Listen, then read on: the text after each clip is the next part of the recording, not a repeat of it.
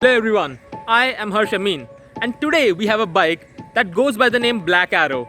Any guesses? Have a look for yourself.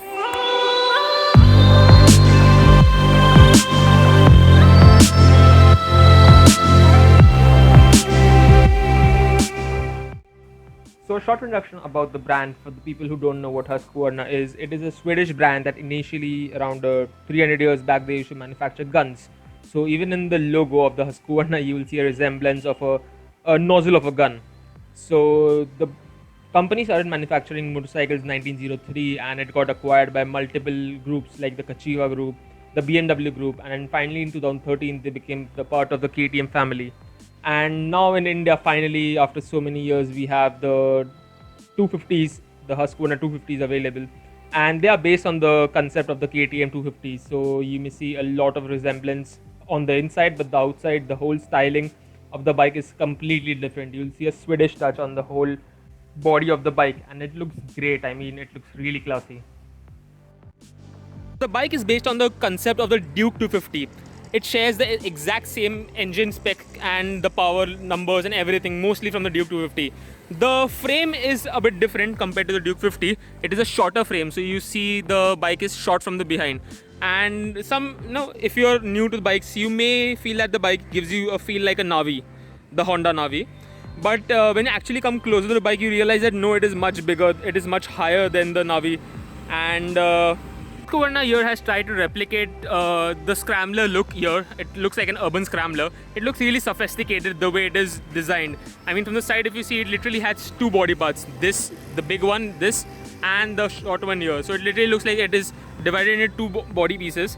Below here, it is all open, so you can see the wiring, which may be appealing to a lot of masses, but a lot may also say that, it should be covered. I mean, it does not really make the bike look so sophisticated. On the top, it also has a luggage rack here, which is more of an aesthetic look rather than a functional piece.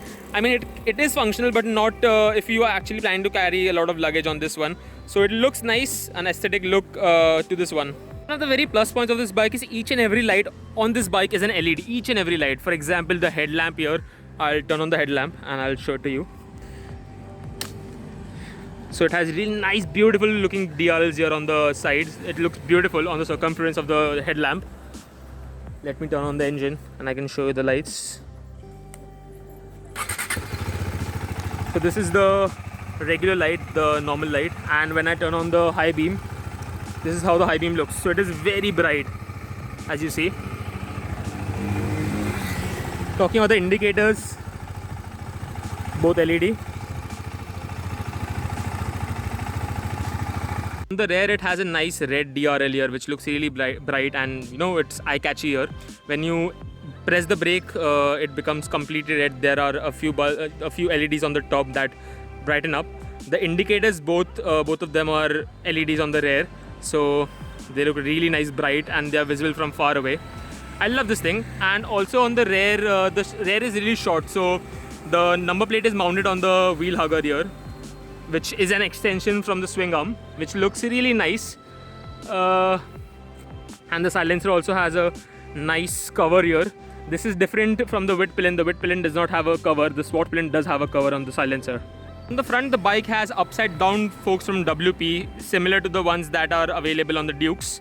The rear, it has a single monoshock, and it is covered by this piece here, which, I mean, adds up to the aesthetic part. I mean, somehow these small details make the bike more sophisticated.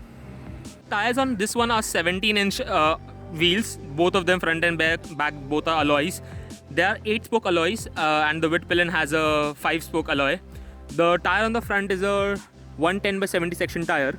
On the rear, it has a fat 150 by 60 section tire. It is a MRF block tires, which add up to the scrambler feel of the aspect of the bike.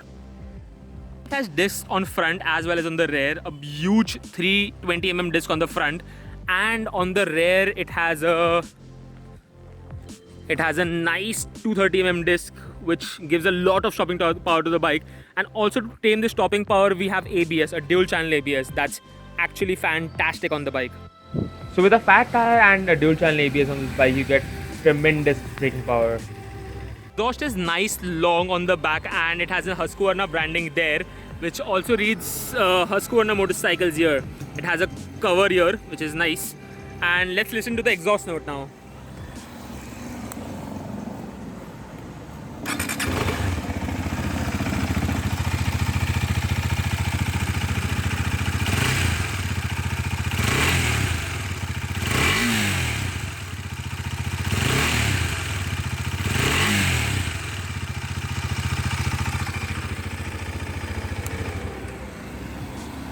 On the bike and let's see what we have once we hop on. Okay, the minute you hop on, you realize that the bike is really tall. I mean, even I have to tiptoe a bit on the bike, and it has really nice upright posture due to the raised handlebar. And let's come to the instrument cluster. The instrument cluster is nice, informative. It has the kill switch on right now because the kill switch is on.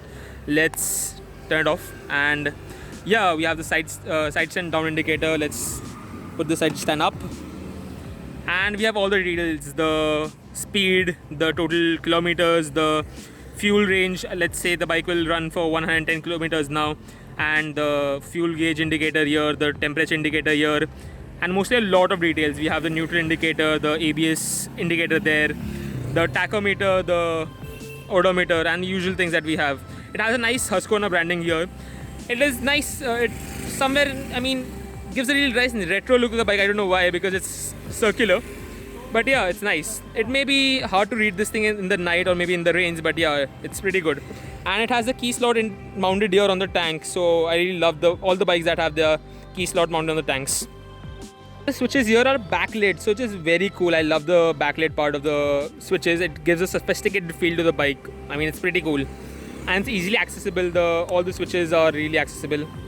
And that's the throw of the pass light, which is very bright.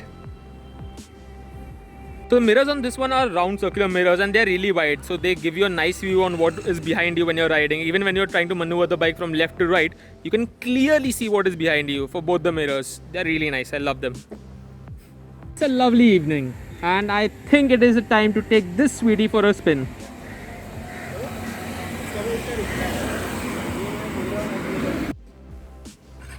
Okay, so here we started the bike, and as you see, the headlamp is very bright, and the throw is also pretty good.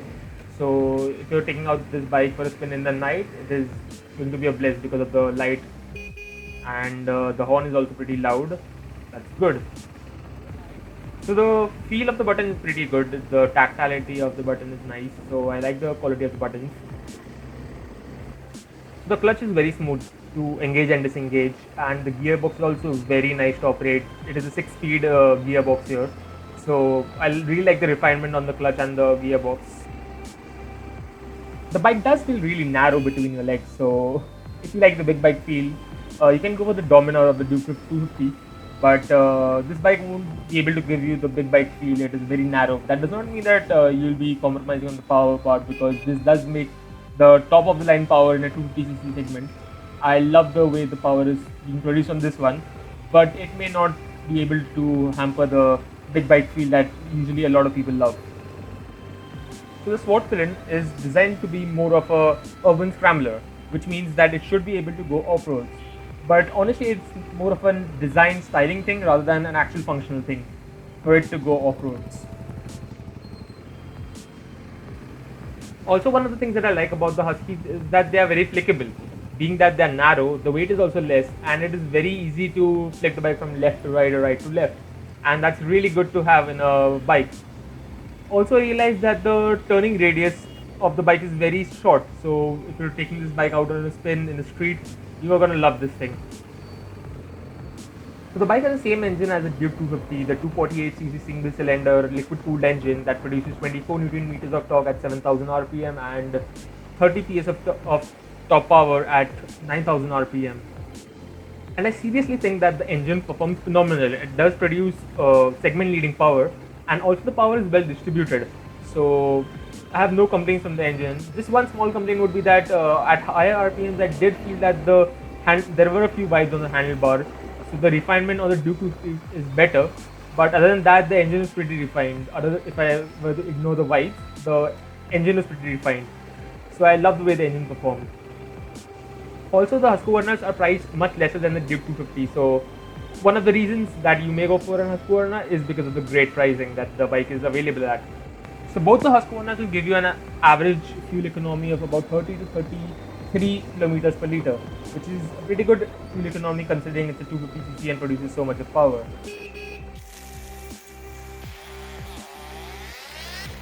After a heavy downpour, we are here in a place which is nice, secured from the rain. Now we have the bike in the front here. So let's talk about the final pricing of this Husky. This Husky is priced at 1.85 lakhs ex showroom, and it is a great bike. I mean, I love the power, I love the way the bike handles, and it's great. I mean, and thanks a lot to my friend lend me this bike, Mars. Here we have him. Thanks, Mars, for lending me the bike. You're most welcome, bro. So guys, if you like the video, hit the like button, subscribe to my channel, and keep on for new content. And I'll go have a nice ride. It's raining, so do not forget to wear helmets, guys. So guys, thank you for watching the video. If you like the video, hit the like button, drop a comment below, and do subscribe to my channel. Until then, take care. See you in the next video.